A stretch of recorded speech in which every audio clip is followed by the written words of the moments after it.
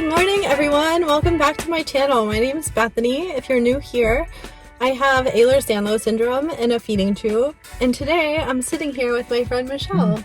Michelle, would you like to introduce yourself? Absolutely. My name is Michelle Speranza. I'm a NUCCA chiropractor in Airdrie, Alberta. Obviously, we're in Alberta here, but we met. I was connected by a colleague to Bethany through a Facebook post that you had put out, and just thought what you were doing is incredible, trying to connect practitioners and build a community around hypermobility and EDS awareness. So I'm excited about what you're doing. Nice. So what can you tell me about your job? What does it entail? Yeah, so NUCCA is a form of chiropractic. I'll back up here. So within chiropractic, as with other healthcare disciplines, there's a lot of different areas where we can choose to practice. So you can have chiropractors that focus on pediatrics or chiropractors that focus on sports medicine. NUCCA falls under a form of chiropractic called upper cervical chiropractic, meaning my main focus is actually working in the head and neck region.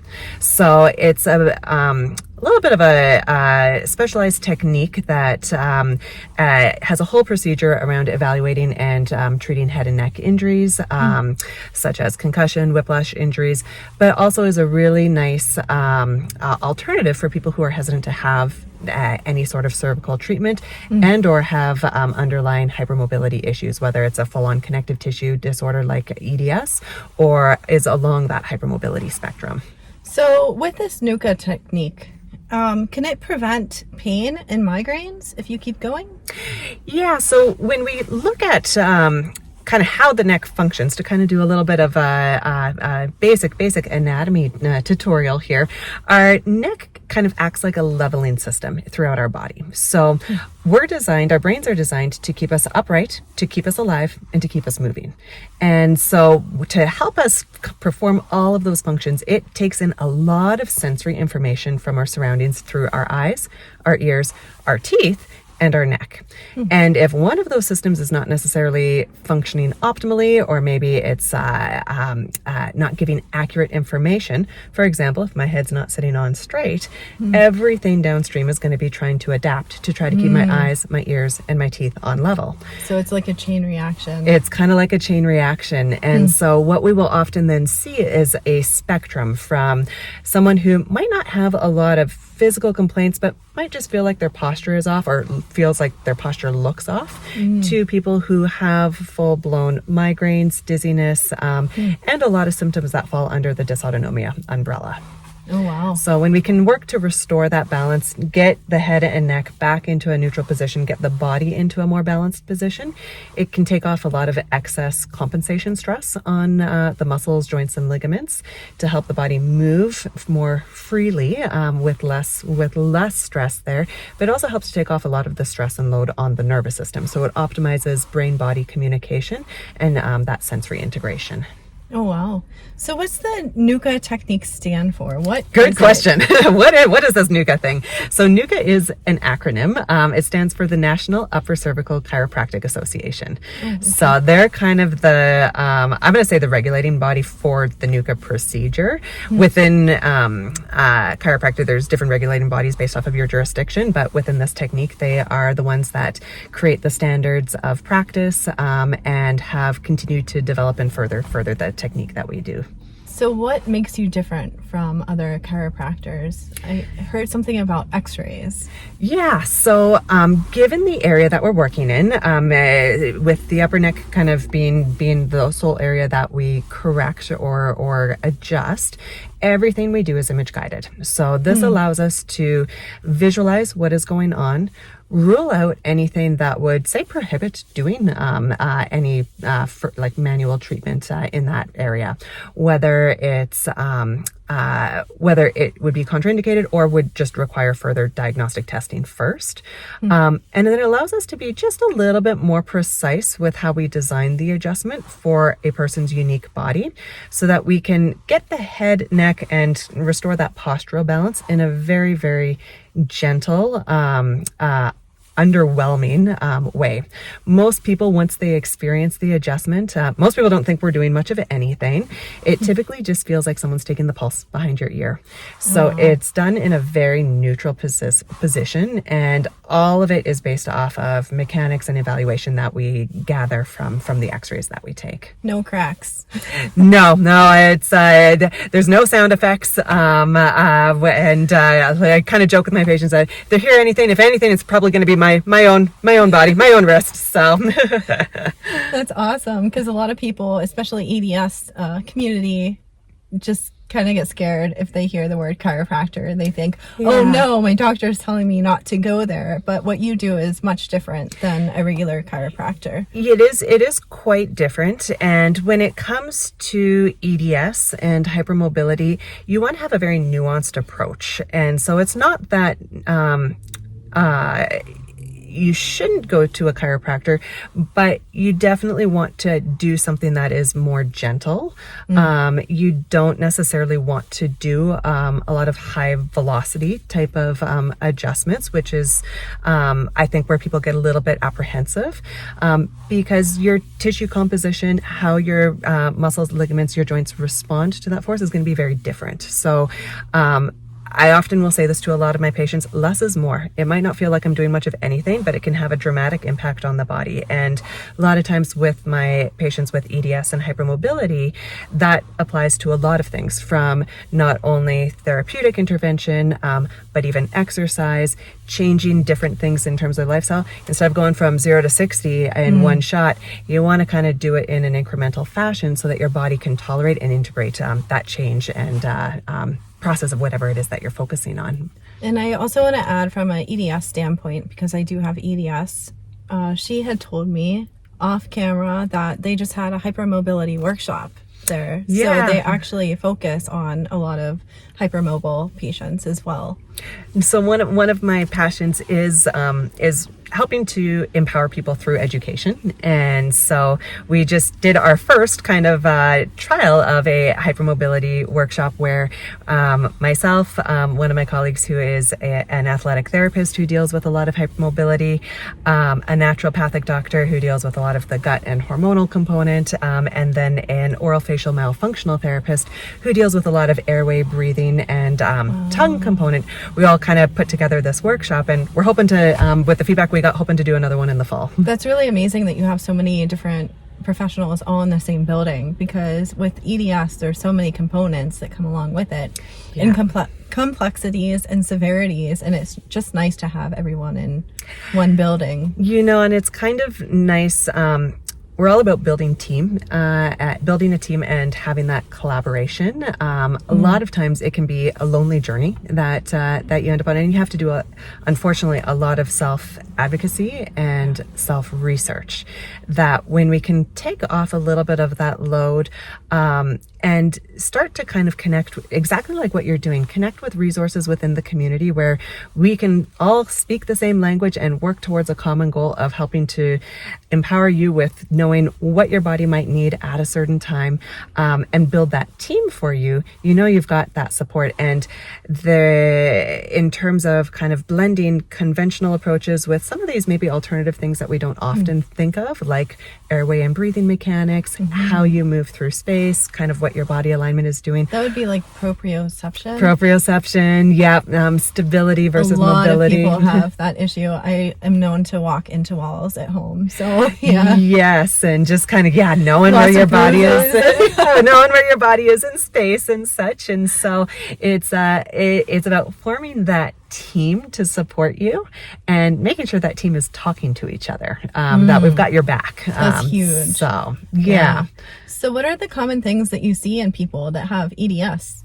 So I'd say probably the most common thing that will often bring people in is kind of neck pain, headaches, and dizziness. Those are usually some of the big ones. I'd maybe throw in TMJ issues with that as well.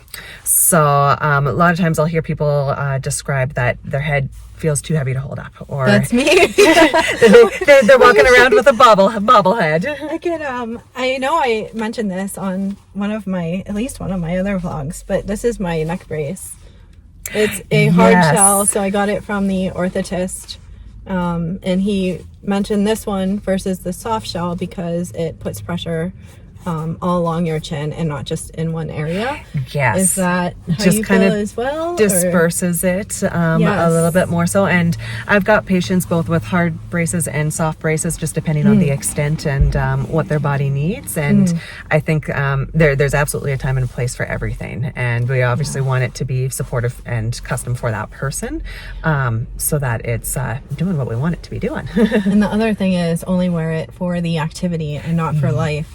Exactly. Make sure you're not wearing it all the time. At most, I'm wearing it during my really, really bad flare-up. So my flare-up kicked in 2 days ago, and I wear it maybe an hour at night, and then like before I go to sleep, just so I can relax my muscles before I sleep. Absolutely. And then I take it off.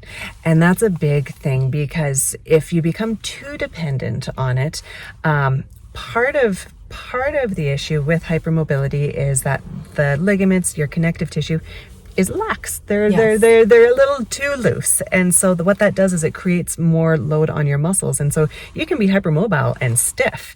And this is often where people kind of get a little bit lost. I think that I've seen where they're actually dealing with a hypermobility issue, but what they perceive as stiffness, they're going about trying to release those muscles and trying to produce that relaxation, but those muscles are stiff and tight because they're trying to support an unstable structure. Right. And so when you can work on stabilizing the foundation that those muscles are working on, work on building up the strength and endurance of those muscles, and then having some supports for periods of time where you're not going to be overly dependent on it, such that the muscles then are like, well, I don't need to work, so they just fatigue. That's kind of the optimal combination there. So do you recommend certain exercises when people come in? Are there... Yeah, and what I typically do with my patients is we always kind of start at the core in terms of getting their body back into alignment, and then we do go through a process of rehabilitating or working on reconditioning the muscles. Now, loosely, where I actually will start is kind of with breathing and with the core. When we look at everything that helps to support our body upright, well, we can carry a lot of tension in through here. One of the primary drivers of that is actually dysfunctional breathing patterns. And so a lot of people, and especially a lot of people with hypermobility, and I will say this doesn't just apply to the hypermobile population. Most of us in general, just by the nature of how we interact with our environment, have short, shallow breathing patterns. So what that does, when we should be using our diaphragm and our core to do to maximize our lung capacity and take a normal breath, is that we're using our chest, which uses our traps, our scaling muscles, all of these respiratory muscles up and through here, which are secondary. We're not using our diaphragm and our rib cage. Now, what this does is, on average, we breathe approximately 25,000 times a day. So you can imagine, if I'm using my neck and my shoulders to do the job of what my core and my diaphragm are doing, I'm kind of doing 25,000 mini shoulder shrugs.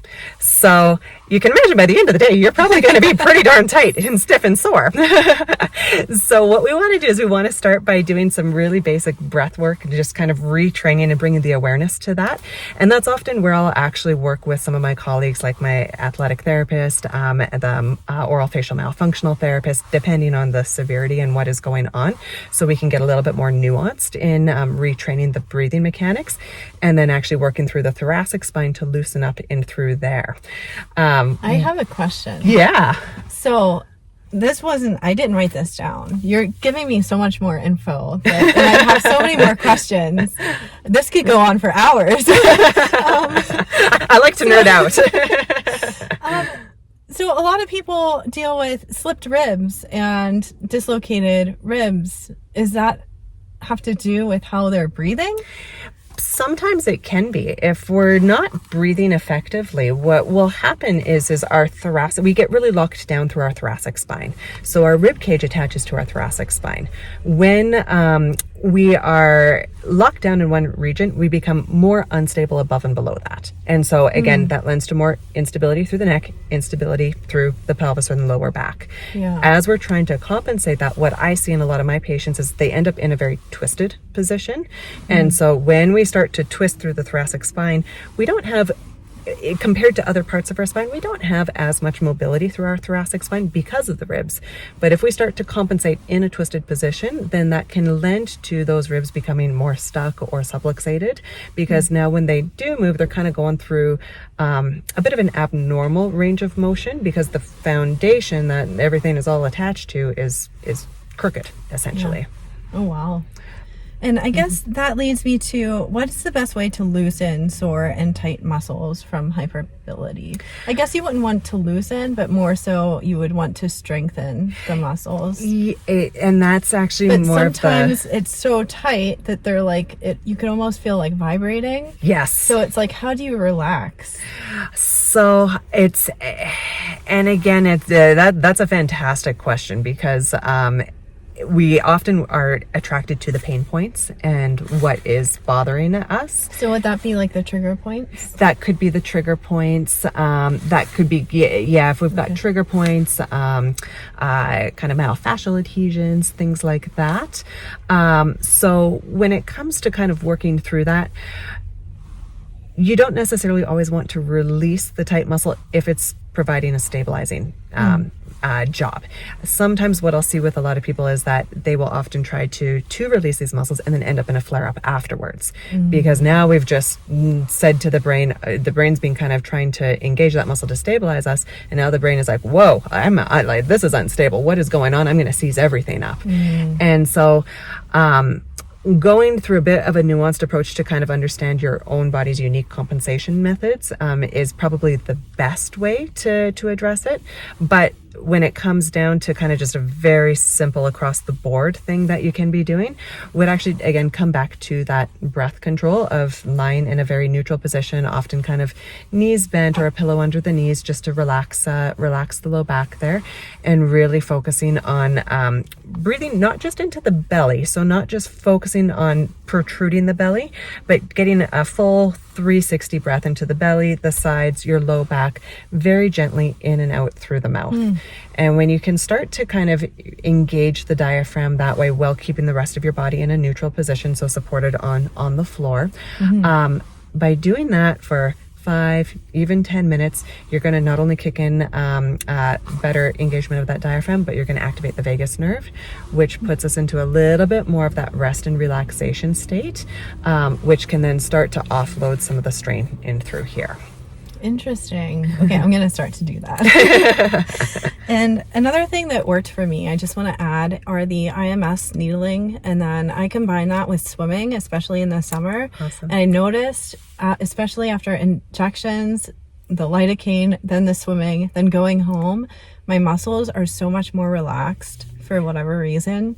It helps quite a bit. So maybe if you combine the breathing technique with everything else, because you're getting hopefully see a difference. Good endurance and strength building with the swimming there too, and then just kind of working to kind of calm down some of the pain response. Because when you can take off when the brain senses pain, we tend to go into a guarding response, and so that then often tends to cause us to tighten up. So if we can turn off that pain signal, even for a short period of time, get the muscles moving to get better circulation there, flush out lactic acid, build up that strength, and then turn on that vagus nerve and get you into a more relaxed state. That can be a really good kind of self-care routine. Oh, perfect. And I apologize to my viewers. I have not said this out loud, so if I pronounce it wrong, I apologize. But do you diagnose Chiari malformation and Eagle syndrome or craniocervical instability if it's present? Yes. So, and you said all of that, great. So those are all conditions that revolve in around the upper neck. Chiari malformation, what this is, are you familiar with Chiari malformation? Or I did slight research. I've never been diagnosed with that, so I don't know enough. And if you can explain to my viewers what exactly it is. So with your brain, we've got kind of the big part of our brain that we think of, that is our cortex, and then we've got what almost looks like a little brain that sits at the back here, and that's called your cerebellum. Your cerebellum has two kind of little out pockets called tonsils. They just kind of hang there, and everything when it comes to our brain should be within our skull. But in some cases, sometimes it's a congenital malformation in terms of how the skull and the bones form. Sometimes it can be induced by trauma or it lacks connective tissues. The brain will start to herniate or descend down, and those tonsils will start to protrude or stick out of the foramen magnum here, and kind of enter the spinal canal region. And so what this can sometimes do is it can then start to kind of provoke things like headaches, especially when upright, dizziness, trouble with balance, coordination, a lot of neck pain, pressure in the back of the head. Now, I do hesitate to say these can also be very common symptoms with a lot of other things that are not Chiari. So I don't want to necessarily have people think that if they're experiencing these symptoms that it's going to be a Chiari. So when it comes to things like, say, whiplash injury coupled with, say, a connective tissue component, that force can pull or traction those tissues down, and then you can almost think of it almost like a plug in the top of the skull. And what this does is it starts to impede the CSF flow. CSF is a clear liquid that surrounds our brain and spinal cord, and it provides a little bit more of a buoyant environment, brings in a lot of nutrients, helps to remove waste. And so if it's not clearing out or flowing effectively, then it can start to create more of this turbulent flow pattern, which can be problematic or produce some of those symptoms. Eagle syndrome. So Eagle syndrome is another component in the upper neck here. So sitting at the base of your head, kind of right in front of where your C1 lies, we've got two little nubs that kind of stick out at the base of our head, called styloid process. And they're called that because they look like the tip of a pen. Now, in some people, they are longer. And in some people, some of the attachments, tissues that attach there can start to calcify. So we've got a ligament that attaches to that bone that comes down and attaches to our hyoid. With Eagle syndrome, if that ligament starts to calcify, or if we've got a really elongated styloid process here, what can happen is it can start to create impingement on the neurovascular structures that then leave the head behind there, and can also contribute to things like pulsatile tinnitus, facial pain, neck pain in through the front here, trouble swallowing, and those kind of symptoms as well. Oh, wow. And then the other one, craniocervical instability. So this has CCI. So this has to do with instability of the ligaments that support your upper neck. This can be due to a connective tissue disorder. This can also be traumatically induced, so torn or damaged ligaments that cause excess mobility of your how your head, your C1 and your C2 move, which can put different pulls, strains on some of the neurological tissue in that area, which can then produce some of the neurological symptoms, headaches, dizziness, neck pain, symptoms that kind of fall under that dysautonomia spectrum there as well. I'm gonna see Michelle soon. Are there any specific types of pillows that you would recommend? Yeah, so part of it kind of depends on the type of sleeper that you are. Now, I will say, for anyone who is a stomach sleeper, you're not going to like me too much, but I would strongly advise that you stop stomach sleeping. That is not good at all for your neck or back. But side or back sleeping is fine. And so when it comes to pillow support, and I'll get asked this a lot, it may vary depending on the type of sleeper that you are. In general, as a kind of an overall rule of thumb, what you want is a pillow that's going to support your head and neck in a neutral position when you're lying on your back. And if you were to go on your side, you want a pillow that's going to fill the space between your ear and your shoulder. So you don't want it to be so thick that it's causing you to kink, but you also don't want it to be so thin that it's causing you to scrunch up like this. There are different types of orthopedic pillows that are designed for side and back sleeping. One of the ones that I like, and I'm not affiliated with this company whatsoever, so I have no problem recommending them, is the Envy pillow. It is a Canadian pillow based out of, I believe, Toronto, but Ontario for sure. And so it's just got a very nice design for both side and back sleepers, and kind of has the added benefit of having some good airflow circulation to kind of keep the head cool while you're sleeping. But where can you find that? Is that on like Amazon? No, you might be able to find it on Amazon, but mostly I just tell my patients to look up Envy Pillow online, and they've got their whole website and nice. everything there. Oh, so. Perfect. And I guess, are you accepting new patients? And if so, do you need a referral to see you? So I am accepting new patients. You do not need a referral to come and see me. I am a chiropractor. That is my background. And so you don't need a referral to come and see a chiropractor. What I typically do is I start with a consultation just to kind of do a little bit of a case history, full physical, orthopedic, neurological assessment so that we can see if a person would be a good candidate for NUCCA. And then we design the treatment plan for them moving forward. And I like to look to see who are they currently working with so that we can kind of make sure we're integrating with their current care team as well. Oh, perfect. And how can people reach out to you? Do you have a website? Yeah, so my practice is Core Balance Center. I'm in Airdrie, Alberta. I'm the owner of Core Balance Center. I'm the co-founder of Rehab Health Collective, which is where I operate out of. And so we've got a collaborative space where we've got a few other businesses there. Like I said, we've got the athletic therapist, a naturopathic doctor. We've got some psychologists that are doing neurofeedback, and all kind of with a focus around brain health and wellness. But Core Balance Center is my practice, and my website has all the information when it comes to NUCCA and NUCCA Chiropractic. And I'll also put all of her information below so that you guys can go and check it out as well.